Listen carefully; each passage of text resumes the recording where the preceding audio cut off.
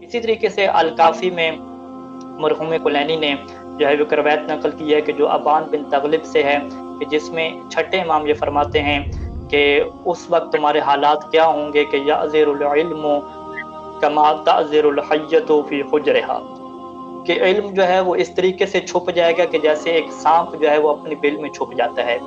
वख्तलफ़त शिय्अतु, और शियों का आपस में इख्तिलाफ़ हो जाएगा, और इतना शदीद इख्तिलाफ़ होगा कि सम्मा बाज़ुहुम बाज़न कज़्ज़ाबीन, कि बाज़ शिया दूसरे बाज़ लोगों को झूठा कहेंगे, बहुत ज़्यादा झूठा कहेंगे।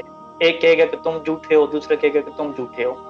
और हालात इससे भी बुरे हो जाएँगे कि तफ़ला बाज़ुहुम फ़ी वजूहि बाज़िन, कि बाज़ शिया दूसरे बाज़ शियों के मुँह के ऊपर थूकेंगे। इतनी नफ़रत बढ़ जाएगी कि कोई दूसरे को देखने पे राज़ी नहीं होगा। ऐसे मुश्किल हालात आ जाएँगे कि शियों का इख्तिलाफ़ हो जाएगा, एक दूसरे को झूठा कह रहे होंगे, एक दूसरे के चेहरे पे थूक रहे होंगे। अब फ़ौरन जो है वो अबान बिन तग़लिब रावी है, ये कहता है कि मौला जुइल्तु फ़िदाका, मैं आप पे कुर्बान जाऊँ, मा इंद ज़ालिका मिन ख़ैरिन, तो ये ज़माना तो ऐसा है कि जिसमें तो कोई भलाई नहीं है, इसमें तो कोई अच्छाई नहीं है। फिर सुनेंगे इमाम ने क्या जवाब दिया। इमाम ने जवाब दिया कि फ़क़ाल ली, अब रावी कहता है कि इमाम ने मुझसे फरमाया कि अल ख़ैरु कुल्लुहु इंद ज़ालिका, कि सारी की सारी भलाई तो इसी ज़माने में होगी। और रावी कहता है कि सलासन, इमाम ने ये 3 दफ़ा जुमला इरशाद फरमाया कि सारी की सारी भलाई, सारी की सारी अच्छाई, सारे के सारे कमालात ही इसी ज़माने में होंगे। उसकी वजह क्या है? उसकी वजह ये है कि अल्लाह के रसूल मौजूद हैं, इमाम सादिक अलैहिस्सलाम मौजूद हैं, इमाम बाक़िर अलैहिस्सलाम मौजूद हैं, तो शियों के दरमियान अगर इख्तिलाफ़ हो जाता है, तो उनका इमाम मौजूद है, वो इमाम को ख़त लिखेंगे, इमाम से मुलाकात करेंगे, उनका इख्तिलाफ़ ख़त्म हो जाएगा और चीज़ क्या क्लियर और वाज़ेह हो जाएगी।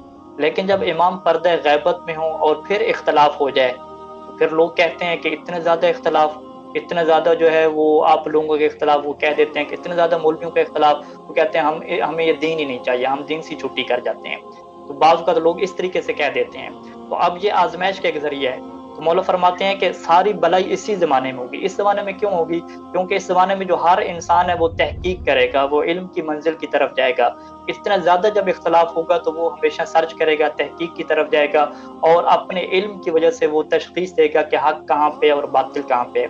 इसी वजह से मौला अली अलैहिस्सलाम ने ये फरमाया था नहजुल बलागा में कि हक़ और बातिल को मिक्स अप कर दिया जाएगा, दोनों आपस में मिक्स हो जाएँगे।